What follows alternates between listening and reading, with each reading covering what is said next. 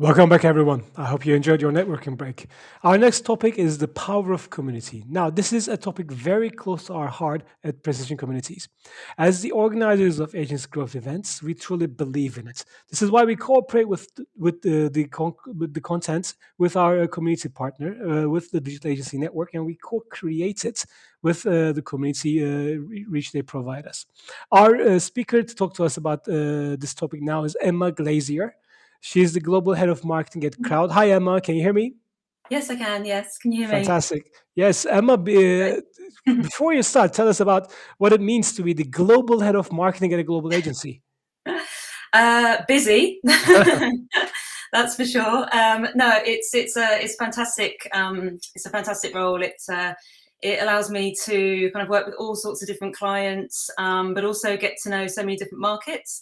I've, prior to working at Crowd, I did sort of work. I'm based in the UK at the moment, but I did work in a couple of other markets. But it's just really given me the opportunity to learn more and to grow that knowledge base. And Mhm. from one day to the next, I'm working with clients in completely different sectors, trying to reach totally different markets. So it's really Fantastic. interesting, and it's a constant learning. I think working in this industry, and particularly within the digital industry, it's Mhm. ever changing. So it does keep life interesting. That's for sure. Fantastic. So we're looking forward to hear what you have to say about the power of community. Over to you.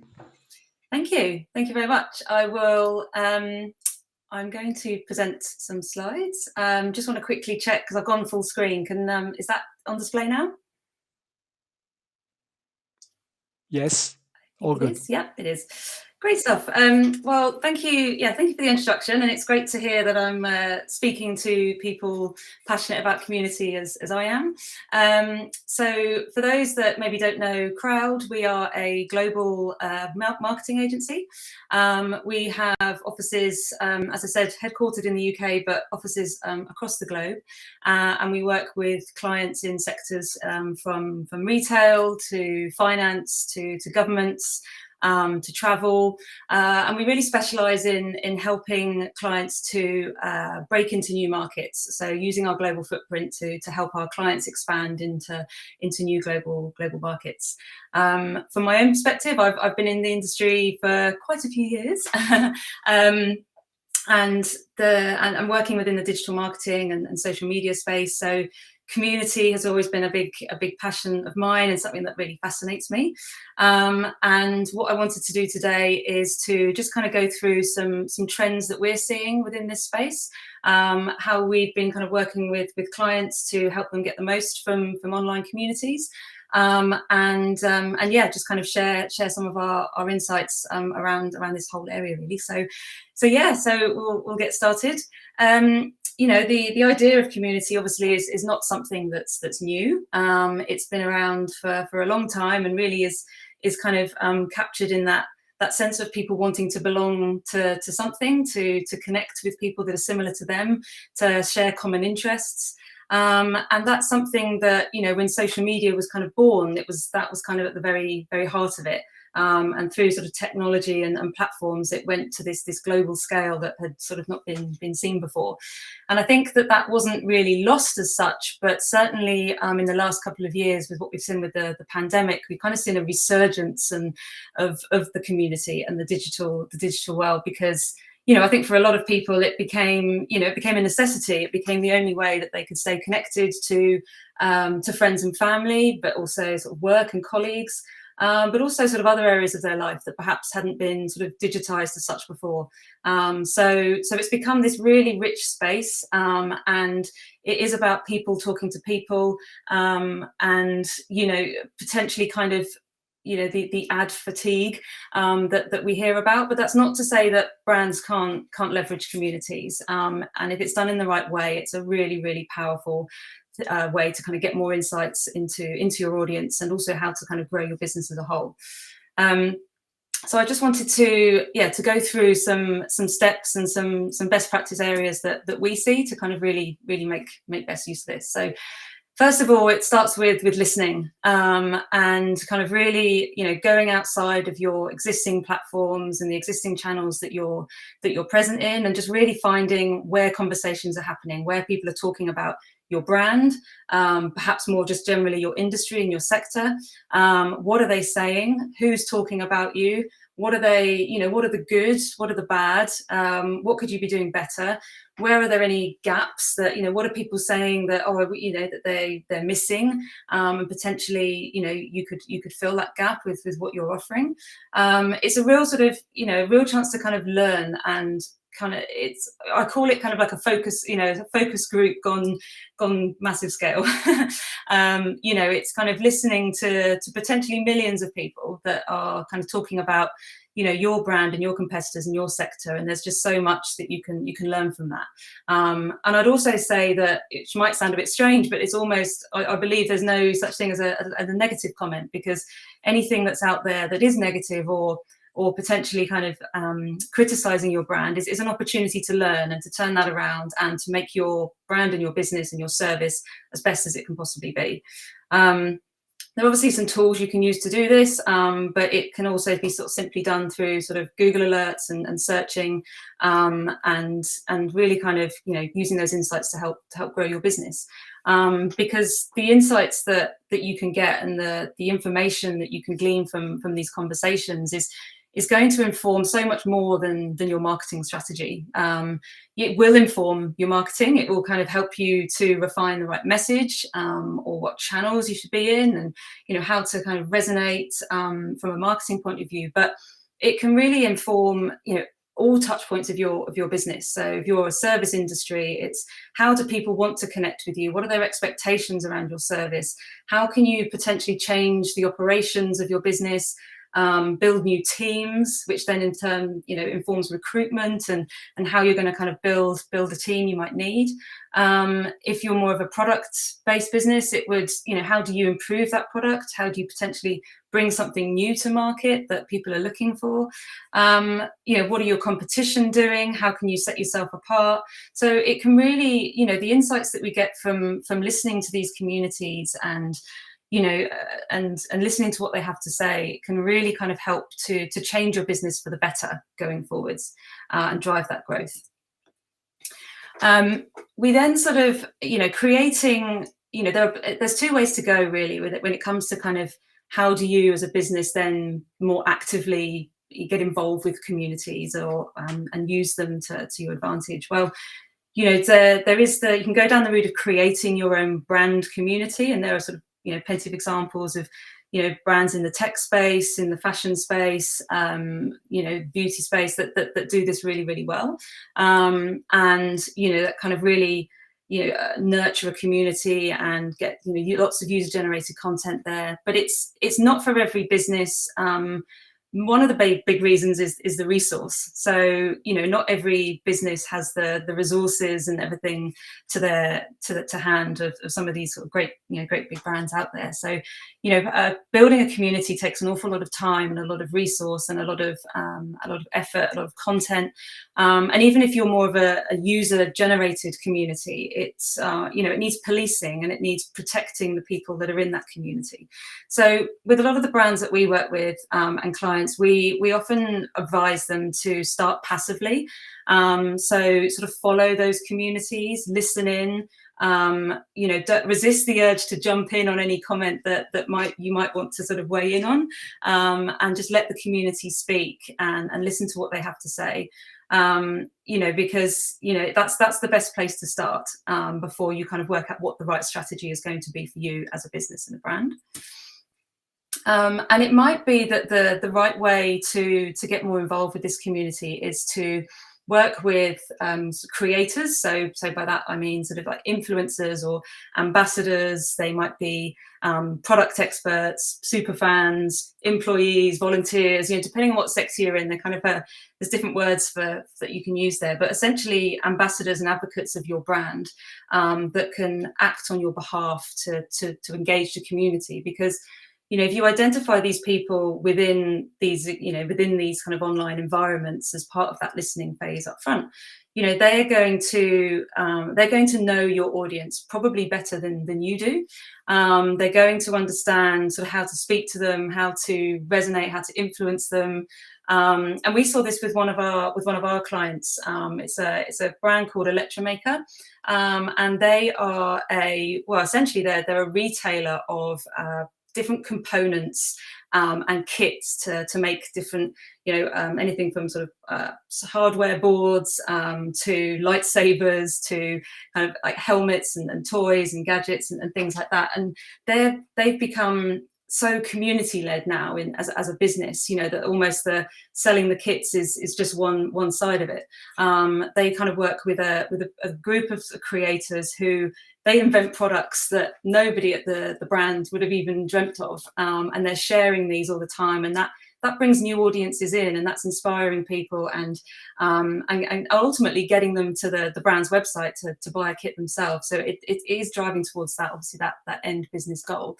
But they've become a really community-led business through doing that, through engaging the right creators.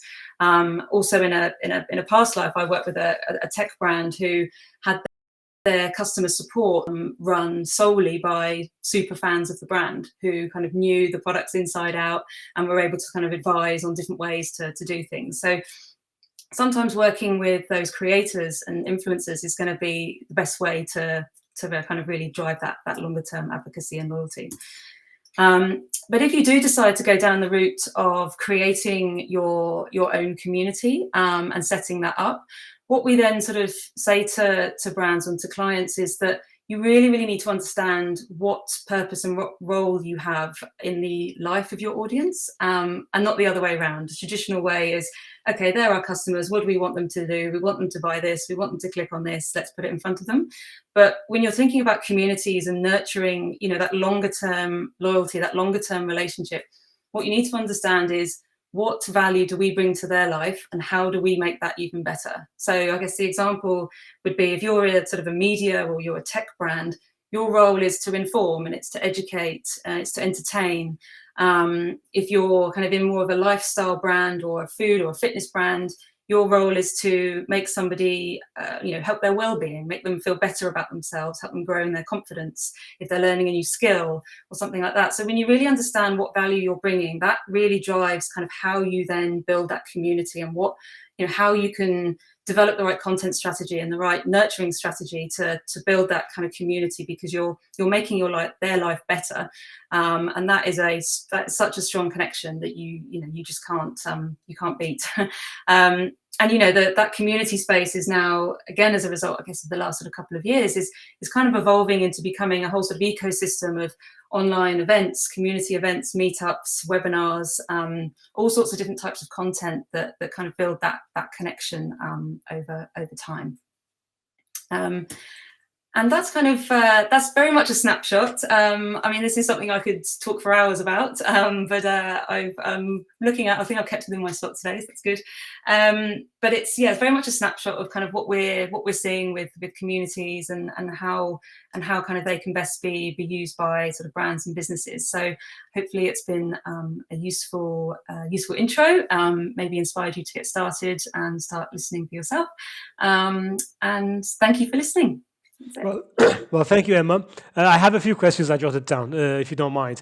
And you talked about a resurgence of online communities during the pandemic. And could you talk about more about that? Because this is something we're also picking up, and we understand because people had nowhere to go. They found new places to go. And could you tell us a bit more about that? What are you seeing in the market today? We were opening up until about like a few weeks ago. Now we're closing down again. This is like a crazy hamster wheel, but who knows? But tell us more about that. What makes you say that you're seeing a resurgence of communities? Yeah, of course. Well, as I said, it became for a lot of ways it became a necessity in terms of being the only way, from something down to sort of services that were essential, right through to being sort of entertained and sort of taking your mind off what was going on in the world. So again, coming back to the client example that I gave in Electromaker, they absolutely, I hate to say sort of thrived because the pandemic is not a positive thing at all, but it became, people could sort of connect with other like-minded people. They could share their hobbies, they could share this kind of content with people and be inspired. And that wasn't, I guess, because people were at home more as well. They weren't going out and seeing friends. They had to kind of find connections and find ways to sort of communicate with people. And a lot of people took the opportunity to learn new skills, Mhm. to kind of personally, I learned how to cook more. Oh, fantastic. I was terrible before, very lazy, very, just kind of on the fly. But I learned, and I joined a couple of groups. I joined a online fitness network myself as well, because I couldn't go to the gym anymore. So, Mhm. I think it became born out of necessity, because people like that couldn't go to the gym, or they couldn't do other things that they'd normally do in their free time. But then in turn just found that these communities existed online, Mhm. and have enjoyed it and got so much value from it, that it's just boomed and boomed and boomed. Even if we have started to open up a bit more, it's Mhm. continued to kind of be a source of connection and entertainment, and all those sorts of things for people. Whilst I got you, I'm going to ask another question. We're running out of time, but that's fine. Okay. So, well, by the way, if people want to join the networking, they can. It's open now. But let me ask you another question. Okay. What are the channels that people do create these communities in? I mean, or what works best? What have you seen? Because the way I'm looking at it, there are some apps that allow for communities to get together. There Yeah. might be some social media apps, as we know it, some pages on those, or it might be for professional communities. There's an app called Guild. I'm sure you know of it, Hmm. and some others. There was Clubhouse for a brief moment in time, but Yes. I think just faded away. I don't know what happened there, but and then as part of that question, I want to ask you, where do you see the role of events in as a channel for communities to get together? Yeah, sure. So yeah, a couple of things there. I mean, it really varies. I think there are the existing big mainstream social media platforms. Facebooks, Twitters, see TikTok's exploded as well, and they've all kind of launched. Well, not recently. They've, over the last couple of years, been launching functionality that really recognizes this trend. So Facebook groups has become very, very big, and they're favored a lot more in the algorithm over traditional brand pages now, because of the engagement within Facebook groups is so much higher. Mm. Twitter communities is another one, and there's all sorts of different communities being sort of springing up on TikTok as well, as I said. And then you've got like a whole, a landscape of just specialist platforms that you can host communities on. At Crowd, we built, launched about sort of a year and a half or so ago. We launched our own bespoke online events. Well, it started as an online events platform, and it's kind of evolved into a whole, digital. It's very, digital space where yes, you can host events, but you can also upload sort of content and files. We can host webinars on there. We have a client using it from a recruitment point of view to induct new staff virtually. So these platforms have kind of really evolved. And that's why we built our own, because we Mm. wanted to do something that was could serve the purposes of our clients. But in terms of, we see clients that kind of build it as an extension of their own website. We see clients that use existing platforms. I think it comes down to, what do you need that platform to do? Mhm. How much resource do you have to plug into it? What sorts of functionality do you want there? And then, can it be served by an existing platform, or do you need to go down the route of something more bespoke? Mhm. And what's the longer term strategy behind what you're looking to achieve? So yeah, it's a whole landscape that we're learning all about all the time.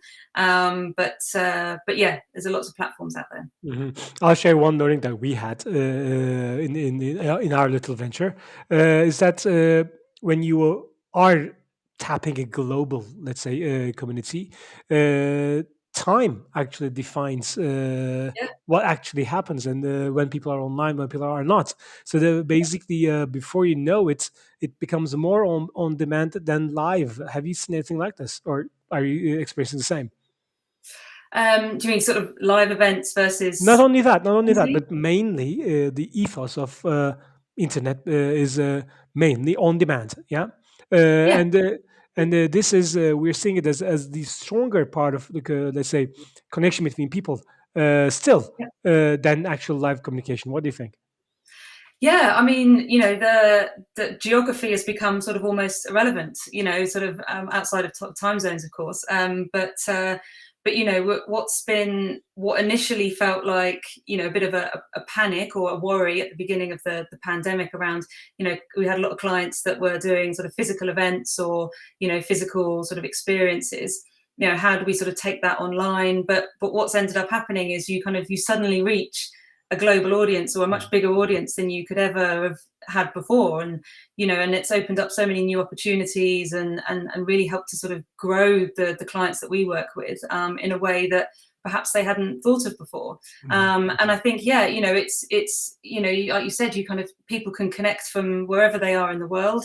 That can be through sort of live events and streaming, but also kind of communities that will be speaking all day, every day, Mhm. all night as well. So it's kind of just it kind of puts again those locations and geography kind of becomes irrelevant because events are going to be continue to be this hybrid model. Like Mhm.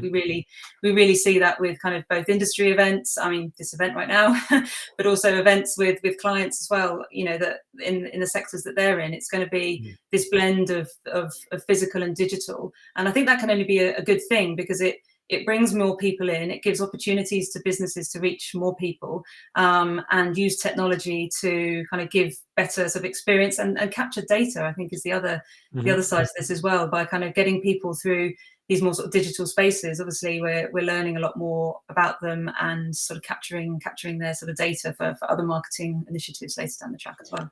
Fantastic. Thank you so much, Emma, for that. Thank I you. can also talk for hours on this subject, so we'd better stop. I know. I Well, know, thank you but so it's much. someone else Thank you so much. to go. Now we will Thank you. stop the programming for a quick networking break, and we'll be back on the hour, back with Mr. Leagoff, and I'll see you then. Bye bye.